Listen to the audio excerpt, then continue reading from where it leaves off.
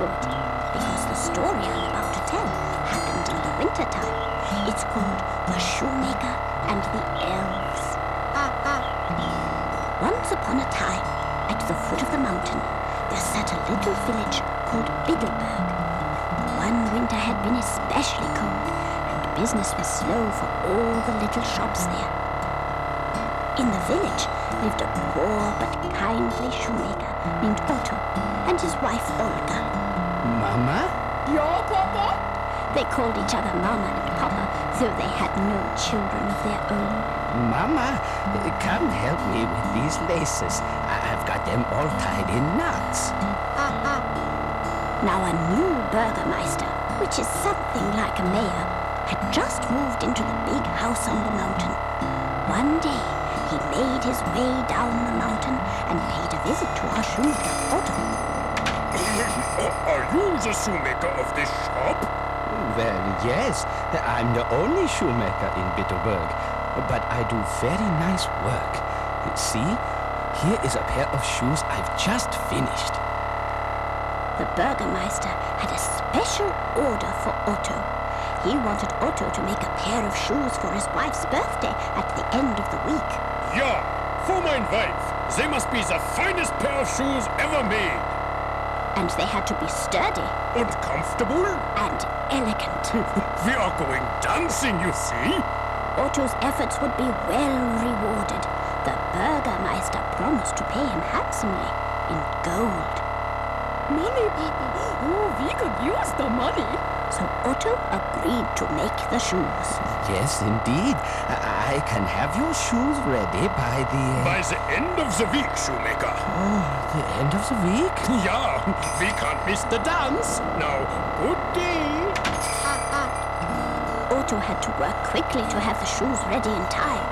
He sat down at his work table and began making them right away. He found he had just enough leather to make exactly one pair of shoes. Mama, hand me my good scissors, would you please? Then, with a snip, snip, snip, Otto cut out the pieces of leather. Then he used his very best needle and stitched the pieces together using strong and very neat stitches. These will be fine shoes for the burgermeister's wife. Oh, Mama, I have a riddle for you. Ja, Papa? I know a little riddle. Would you like to play with me?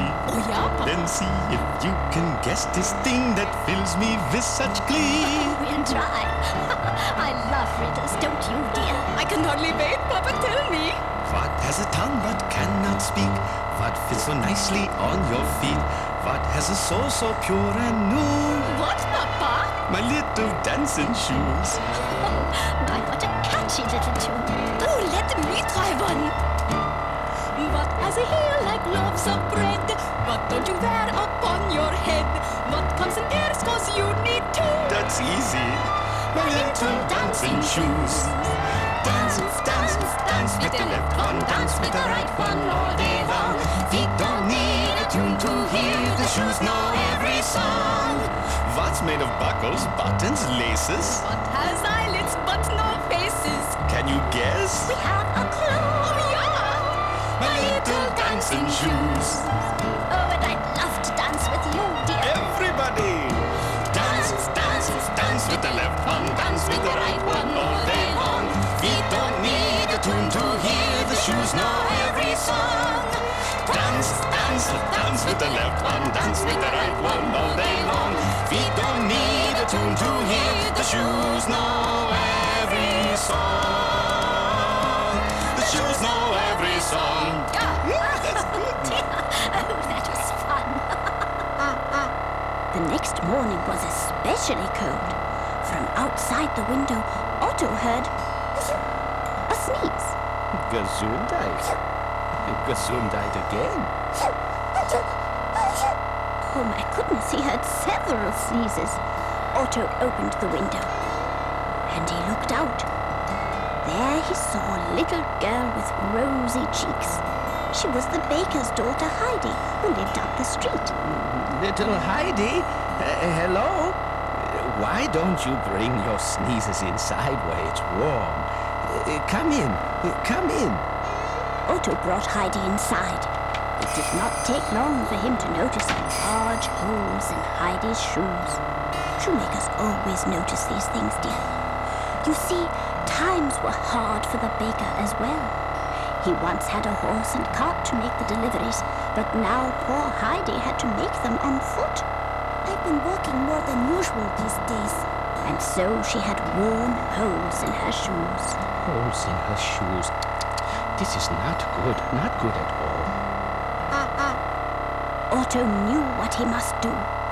That night, he sat at his work table and began to make the Burgermeister's shoes smaller, so they would fit Heidi. But Papa, what about the money? What about your promise? A Burgermeister will just have to understand. A little girl mustn't have holes in her shoes. This pair of shoes must go to Heidi. It had been a very busy day, cutting and reshaping and sewing once again. Otto didn't get very far in his work before.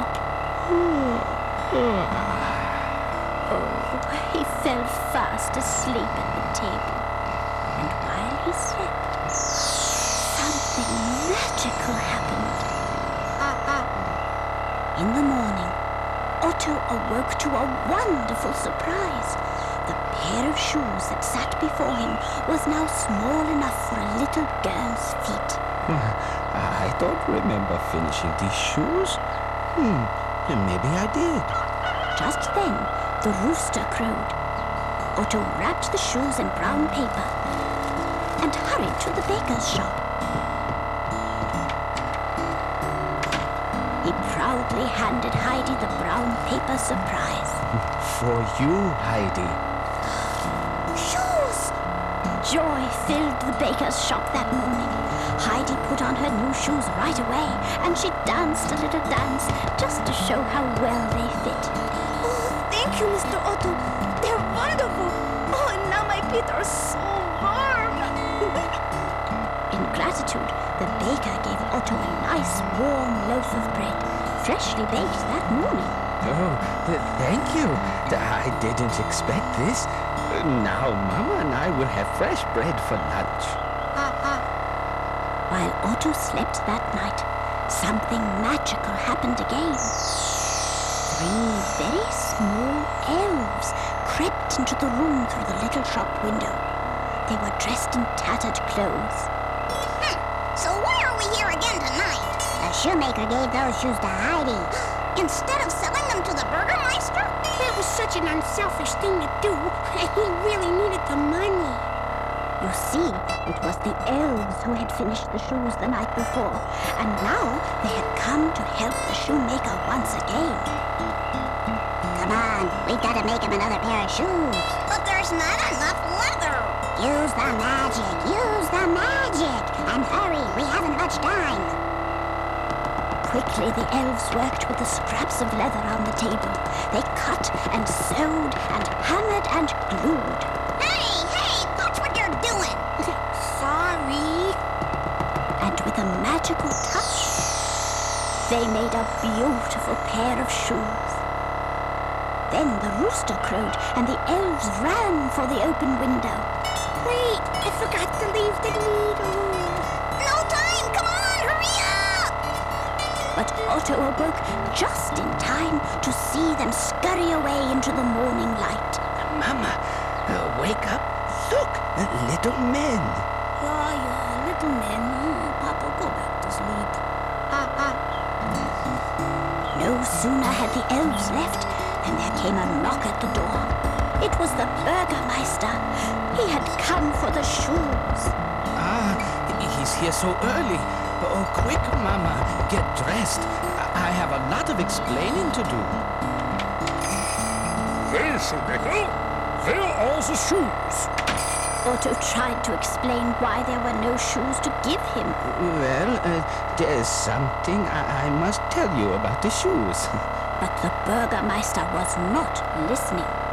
He was staring at the beautiful shoes the elves had made. Oh, so they are magnificent, Shoemaker. Well done. Mein Wife will be so pleased. Wonderful shoes. Wonderful. Here, Shoemaker. And worth every cent. Thank you very much. The Burgermeister was very happy when he left the shop. Otto and Olga were very happy too. Now they had enough money to make more pairs of shoes for the people in the village, but they were not ones to forget a kindness. Oh, Papa, those little men you saw must have made those shoes. We must thank them. Oh, you are right, Mama, and I know just what to do. Otto and Olga realized that the elves had done them a great favor. With part of the money the Burgermeister had just given them, they hurried to the fabric shop where they bought the finest material. That day, they made each elf a suit of clothes, a jacket, a pair of pants.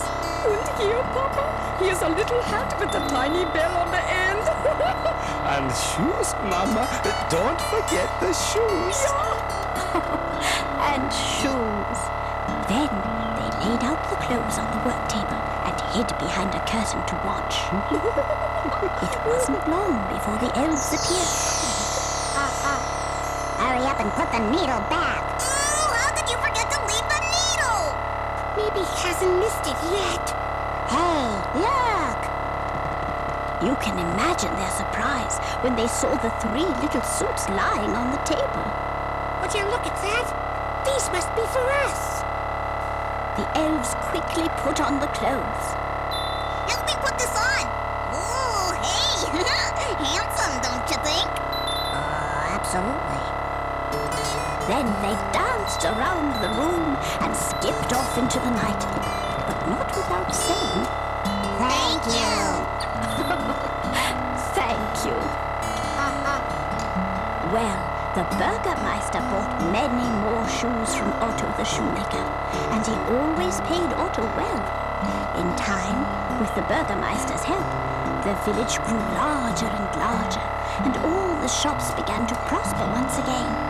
And it all happened because a shoemaker showed a little kindness to a little girl. It just goes to show that the kindness you do will come back to you. The kindness you do will come back to you when you least expect it. A kindness you'll earn. Do an unselfish thing, and soon a special thing just may be done for you in return. Do a thoughtful deed, make a kind response, a special favor that someone wants. It doesn't hurt to do something kind. Giving's a natural thing. You will find the kindness you do will come back to you again and again. A kindness you'll earn. Do an unselfish thing, and soon a special thing just may be done for you in return. The time that you take to do something to make someone feel happy will make you happy too. The joy in the giving, it will be long living for the kindness you do. Will come back to you.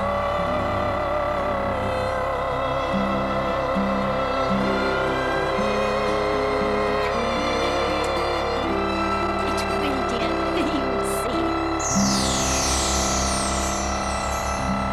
And they all lived happily ever after.